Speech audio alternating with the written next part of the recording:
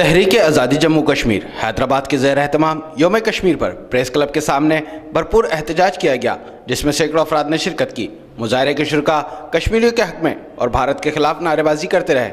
مظاہرے کے شرکاء نے سٹی نیوز سے بات چیت میں کہا کہ میری پوری دنیا کی ممالک سے یہ درخواست ہے، اور خاص طور سے جو اقوام متحدہ میں امن کے لیے بیٹھے ہوئے لوگ ہیں، کہ وہ خدارہ دنیا کے امن کا لحاظ کریں، اس کا کچھ خیال کریں اور کشمیر کے لیے، ان کے مظلوم مسلمانوں کے لیے آواز اٹھائے، کیونکہ کشمیری اس وقت ایک ہو چکے ہیں، سڑکوں کے اوپر بھرپور طریقے سے آ چکے ہیں۔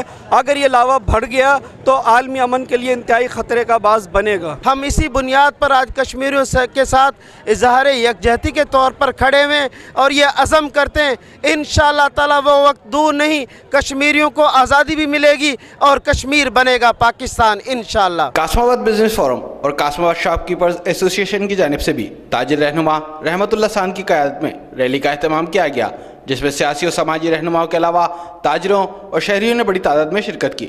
اس موقع پر رہنماؤں نے میڈیا سے بات چیت میں کہا کہ آج ہم دنیا کو یہ میسیج دینا چاہتا ہیں کہ بھائی قاسم آباد جو 100% سندھیوں کا علاقہ ہے اور پوری سندھ ادھر رہتی ہے، اس کی طرف سے یہ یقین دلاتے ہیں اپنے کشمیری بھائیوں کے کہ ہم ان کے ساتھ ہیں، ان کی جدوجہد میں ان کے ساتھ ہیں۔ ہم سارے سندھی، مہاجر، اردو بولنے والے، پنجابی، بلوچ، سب کا پیغام یہ ہے کہ کشمیریوں پہ ظلم بند کرو۔ ہم سمجھتے ہیں کہ ہندوستان اس وقت 27 ڈیم کشمیر کے اندر سندھو دریا پہ بنا رہا ہے۔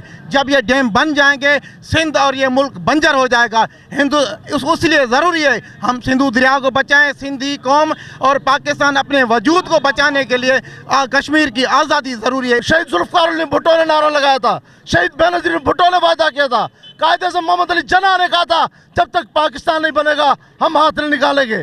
آج ہم ان کے پیروکار ہیں، آج ان کے نقش قدم سے چلتے ہوئے ہم کہتے ہیں ہم سر قربان کریں گے کشمیر کی جدوجہد کے ساتھ، کشمیریوں کے ساتھ ہونے والے ظلم کے خلاف ہم شعلہ بہ شعلہ ان کے ساتھ ہیں۔ دوسری جانب شہر کے عوام نے بھی نہتے اور مظلوم کشمیریوں سے اظہار یکجہتی کے لیے ریلی نکالی اور کشمیر بنے گا پاکستان کے نعرے بلند کیے۔ کیمرامین مانی جٹ کے ساتھ علی احمد شیخ، سٹی نیوز، حیدرآباد۔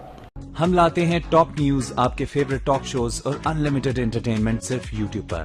اگر آپ نے ابھی تک ہمارا چینل سبسکرائب نہیں کیا تو ابھی سبسکرائب کریں اور بیل آئیکن کو کلک کر کے ہماری لیٹسٹ ویڈیوز کے بارے میں اپڈیٹ جانیں۔